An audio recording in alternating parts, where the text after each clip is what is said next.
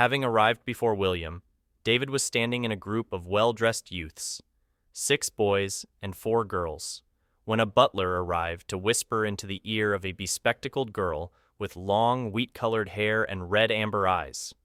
Her outfit, consisting of a fitted white jumpsuit with gold trim, a silvery white breastplate, and a dark green tailcoat with an ivory white interior and gold stitching, alluded to her high status, but she was actually dressed casually to put the other guests at ease. "Oh my," remarked the girl, blinking in surprise and prompting another girl with short red hair to ask, "Did something happen, Your Highness?"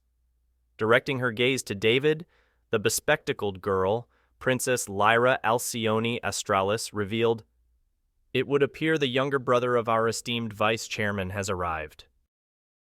"William," muttered a girl with silvery white hair and shimmering silver eyes, gazing at the entrance, much to the chagrin of a youth with matte purple hair, combed over and kept short at the sides.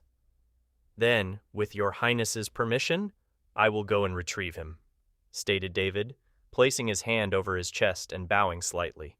"No, I don't think so," said Lyra, leaving David a little confused until she smiled and explained, "Based on what I was just told, it appears he plans to make a scene. I would like to see how things play out." What could he possibly have planned? David wondered, regretting his decision not to inform William that a member of the royal family would be in attendance. Lyra was only a 4th princess, but as the highest-ranked student in the academy and a brave candidate, her chances of becoming the next monarch weren't zero. Leaving David speechless and causing Lyra's brows to perk in curiosity, William invariably entered the ballroom in his hyper-casual, almost thug-like attire. His hazel eyes appeared sharper than usual, and he exuded a domineering aura that wasn't usually present, leaving David slack-jawed and pale. Noticing his brother's group, separated from the other guests in a slightly elevated area, William smiled and did something no one expected, leaping across the ballroom using a burst of wind magic. "This idiot!" David exclaimed internally, his eyes widening to their limits as a white-cloaked figure appeared atop the railing William had aimed for, erecting a magic barrier as they loudly declared, "You are in the presence of Her Highness, Princess Lyra Alcyone Astralis. You will show the proper decorum." "Nice barrier," exclaimed William, stunning nearly everyone by striking it with his gauntlet-covered fist. His other options were crashing into or kicking off of it, so he decided to show off, slamming his fist into the barrier and fragmenting it like glass. Ordinarily, the magic-disrupting properties of his gauntlet would have destroyed it completely, but the cloaked mage managed to pump additional mana into it at the moment of contact. "A barrier specialist of the 4th circle," concluded William, crossing his arms and contracting his body, as the force of the barrier pulsed, sending him flying back. Fortunately, as he was accustomed to being blown away, he managed to flip over and right himself, landing softly on his feet, thanks to the pale green aura swirling around him. Nearly catching William by surprise, a second cloaked figure appeared in his blind spot, striking at his side with a delicate fist veiled in aura. "You're overreacting," said William, catching the hand by the wrist, much to the surprise of its owner.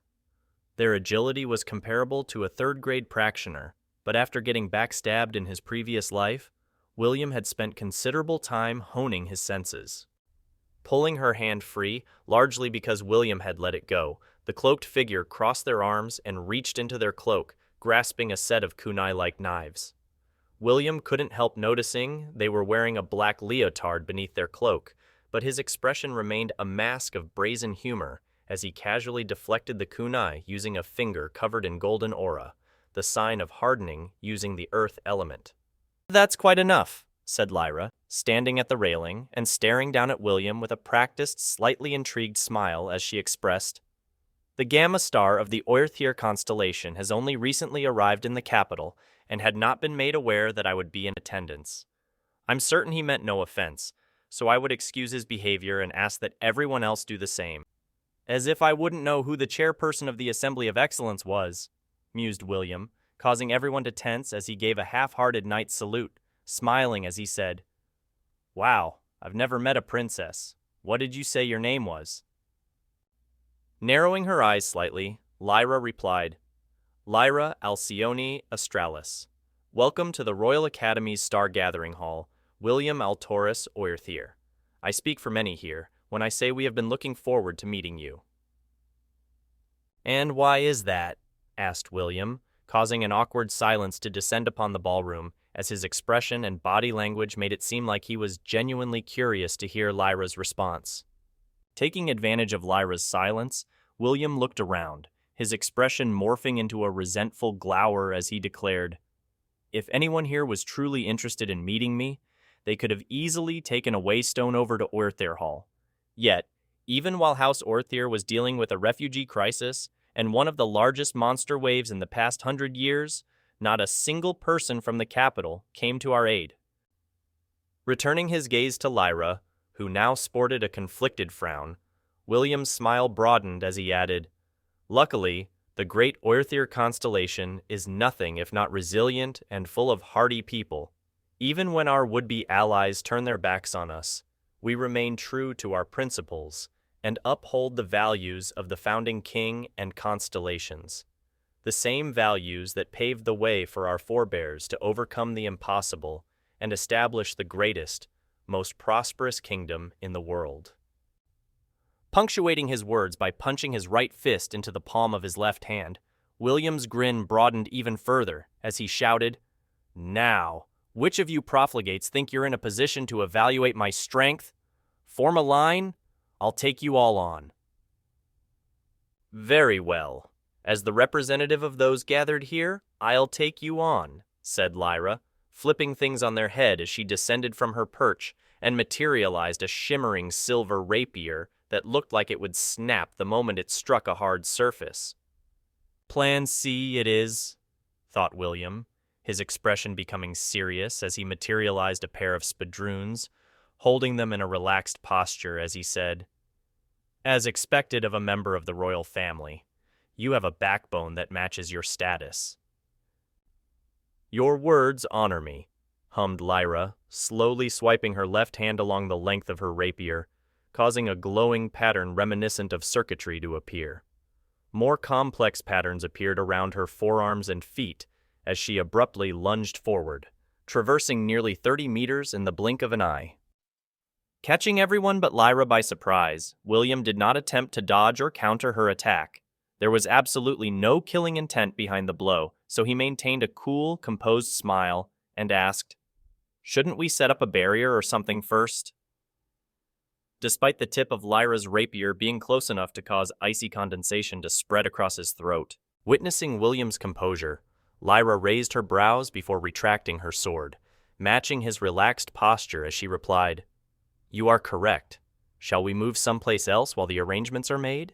Sounds good, replied William, punctuating his words by stabbing the matching Gryphon-pommeled spadroons into the ground.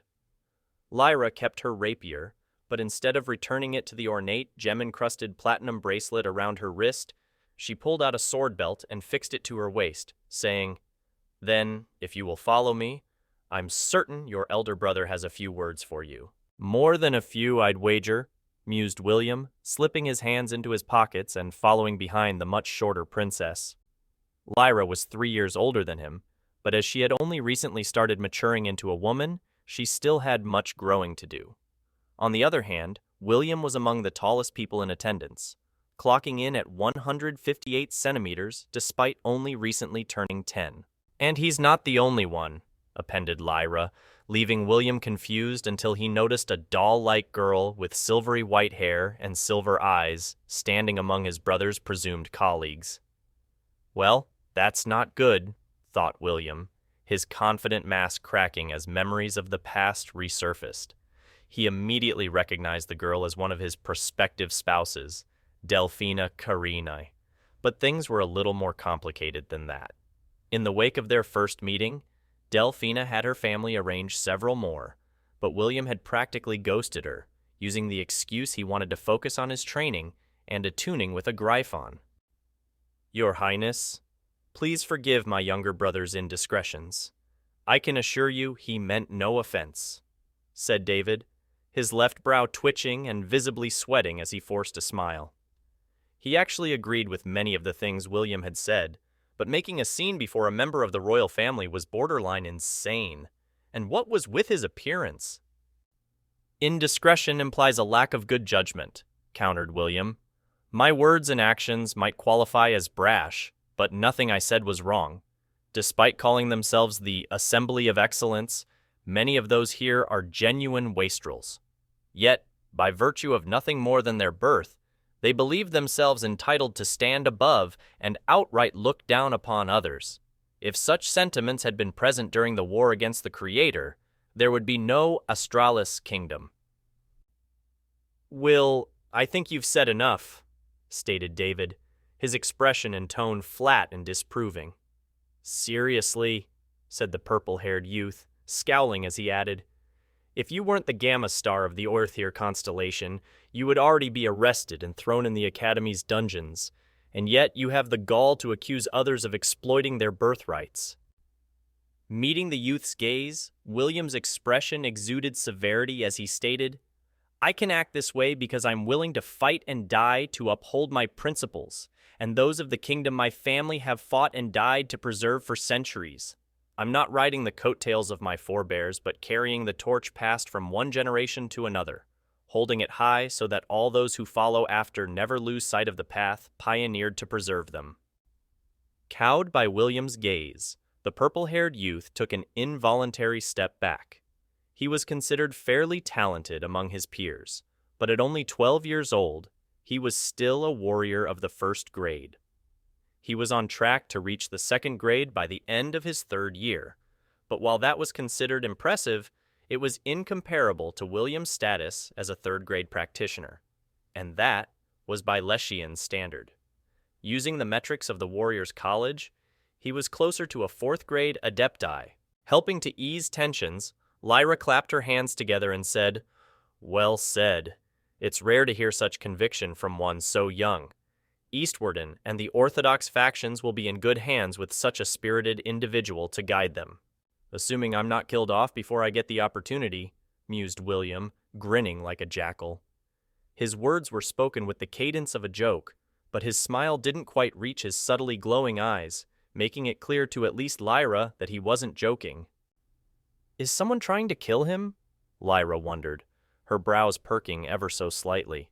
Assassination attempts weren't uncommon among the upper crust of the nobility, but unless a replacement was lined up, the heirs of the four great constellations were typically off-limits. Even members of the royal family lacked that particular perk, so to say, Lyra's interest had been piqued would be an understatement.